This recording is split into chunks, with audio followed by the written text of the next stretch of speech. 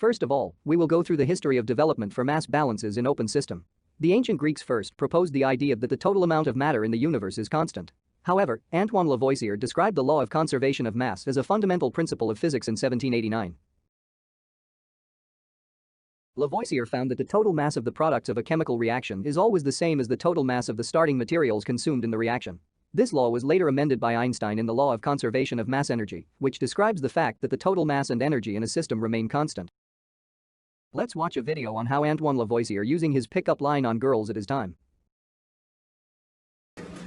But nature is a closed system. That in any transformation, no amount of matter, no mass, is ever lost, and none is gained. Now, we are going to see about the history of development for energy balances in open system. Sadi Carnot defined motive power to be the expression of the useful effect that a motor capable of producing. Herein, Carnot introduced us to the first modern-day definition of work: weight lifted through a height. The desire to understand, via formulation, this useful effect in relation to work is at the core of all modern-day thermodynamics.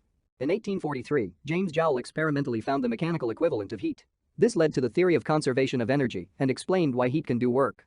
Later in 1850, Rudolf Clausius states clearly that the assumptions of caloric theory are wrong and giving the first law of thermodynamics. In 1876, chemical engineer Willard Gibbs originated the concept we now know as enthalpy, calling it a heat function for constant pressure. Until the 1920s, the symbol H was used, somewhat inconsistently, for heat in general.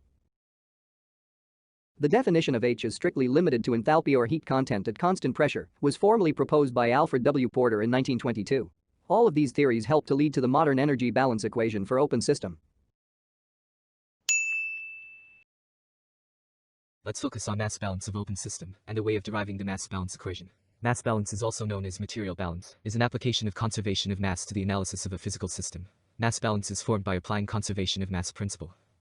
Conservation of mass principle states that the mass of a body, fluid, is constant during its motion because mass cannot be created or destroyed, except nuclear reaction. Taking cross-section of the system shown just now, there is one inlet and one outlet for the fluid to flow in and out respectively. From the conservation of mass principle, we know that rate of accumulation of mass in the system equals to the total mass entering the system minus total mass leaving the system.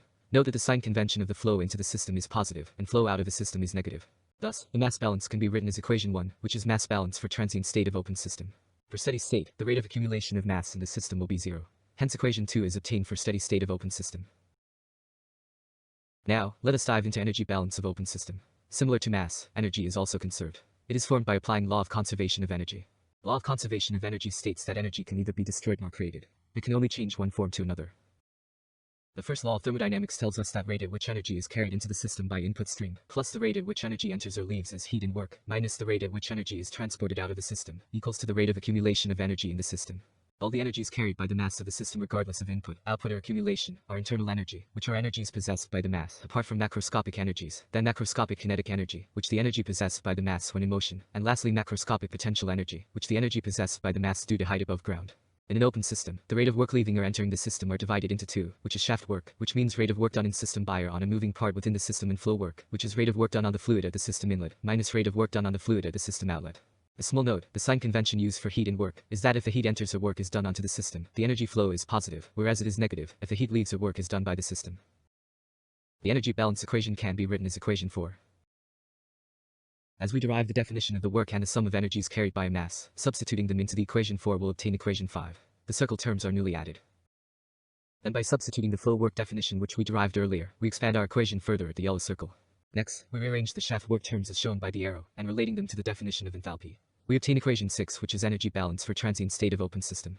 Whereas for steady state, the rate of accumulation of energy in the system will be 0, because the rate of mass accumulation will be 0, as we discussed in the mass balance of open system.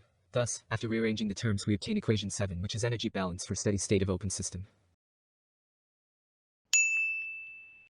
Let's solve this example with our knowledge of mass and energy balance. Please pause the video and read the question. The important details are highlighted.